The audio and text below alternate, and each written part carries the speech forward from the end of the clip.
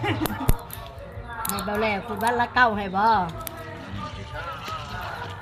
สิบอกเราดอกขอยัดเงินขอเบิดขอว่านี่ขอเติมเลยกอดข่อยนะ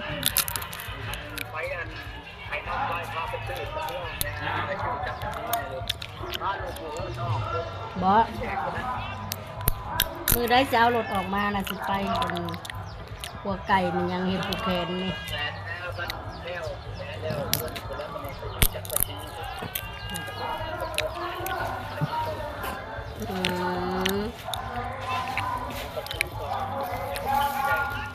เคยอยากอันขี่รถน้ำเจ้าเลยได้นี่ได้เคยอยากขี่รถน้ำเจ้าเลยได้นี่ได้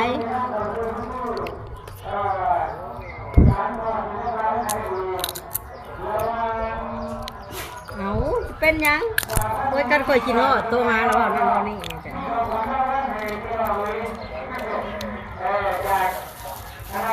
เป็นยังก็บ่ได้ฟังแล้วถ้าเจ้าซื้อรถก่อน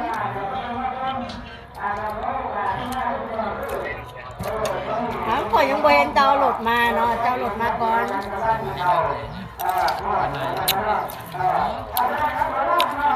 แต่พังเจ้ารถออกมาก่อนเด้อนี่เจ้าจะรถออกมาบอกคนเด้อเมื่อกี้ฮอดได้ก็อยากไปหาอยู่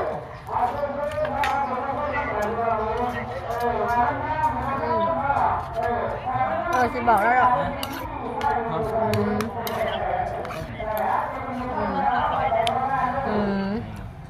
ใกล้สิแล้วละบ้านเนี่ยอันนี้หมดเลยบ่สิบอกเราให้ดอก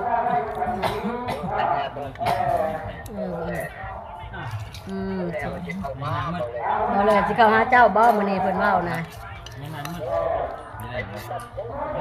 บ่เจ้าคือบ่มาเจ้าคือบ่มา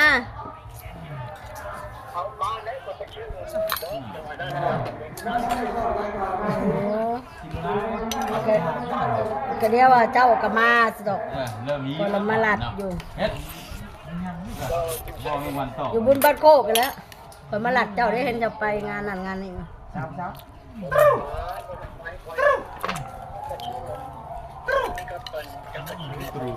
เขาเห็นนี่แล้วจริงๆเจอแต่แล้วเวลาห้องก็ยืนนี่สาวมานี่นะมีพักมาเช็ค กินข้าวเที่ยงกับยังมื้อนี้นะแองลายเก็บแล้วของเพราะกินข้าวเที่ยงกับยังเขาก็ชื่อว่าเชียงหนกเชียงโอ้ยอยากกินน้ำได้เนาะกินอยู่แต่อยากกินน้ำเจ้าแล้วเอาบ่ได้พะโล้แล้วก็ว่าลีแล้วสิพะโล้จะไปยังมันมือค่อยไปแล้วซื้อให้กินเลยเด้อหลับเลยก็กินฮอดนะมื้อก่อนก่อนสิไปมื้อนี้ค่อยมาบุญแล้วค่อยว่าเจ้าสิมาบุญซะดอกค่อยเลยมาหาบ่เห็นมื้อก่อนค่อยสิไปหาบ่มื้อเด้อค่อยสิไปหาเจ้าเด้อ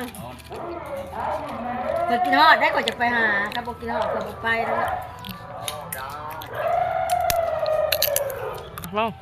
เอ้าบ่ให้กินฮอดเลยโอ้ยตั้งใจกินฮอดอ่ะบ่ให้กินฮอดอีกแล้วบ้านนี้เอ้าพะโล้ได้กินฮอดก็พะโล้แหละนี่ค่ะปักมาแล้วบ่จ้าเลยไปกินเนาะเช้าไปยังไงมีกับเงยอยู่ปักมาก็พี่มื้ออื่นค่อยสิไปน่ะค่อยจักว่าเจ้าแต่งก็ได้นะคนจัก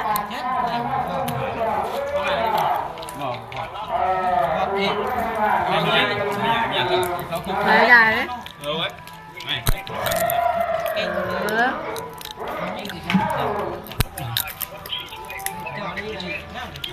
เ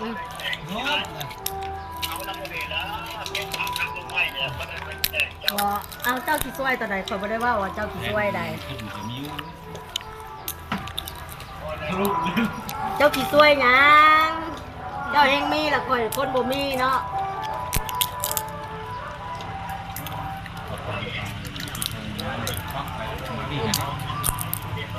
บ่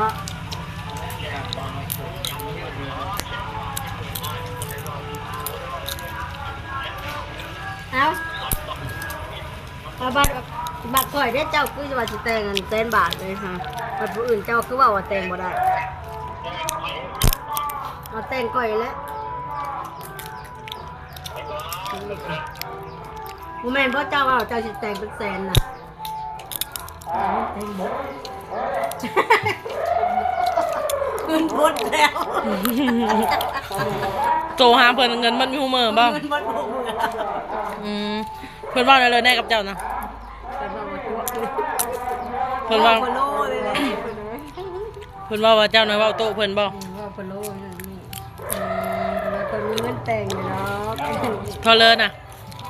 บอดแสนดอก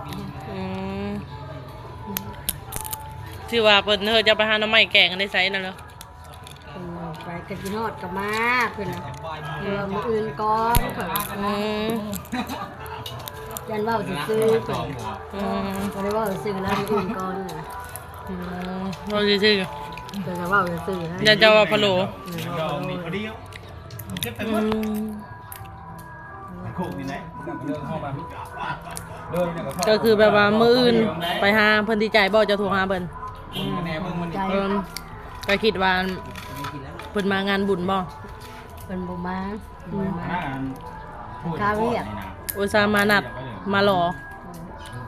มาหาอยู่พุ่นมาเป็นจำ ก็ยังไม่ทันได้ลงวัดเนาะ ยังบ่ทันได้ลงวัดจักหน่อยก่อน อาจจะไม่ได้ลงแล้วมื้อนี้นะ การเก็บกินดีแล้วเลย คนลายแดดพร้อมเนาะ จักหน่อยก่อน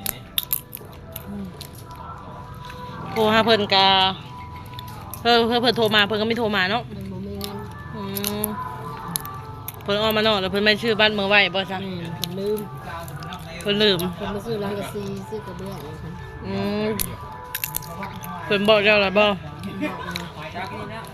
มา เจ้าทำเพิ่นแล้วก็แล้วบ่เฮินรถนั่นบ่ ยังบ่แล้วทานเป็นอยู่ อืม ก็บอกว่ายังบ่แล้วนะ ก็ได้เห็นถูกประกันยังเห็น เอาก้อนบ่ชื่อรถก้อนบ่จังไปนะ แม่นก็ซื้อรถก่อน อืม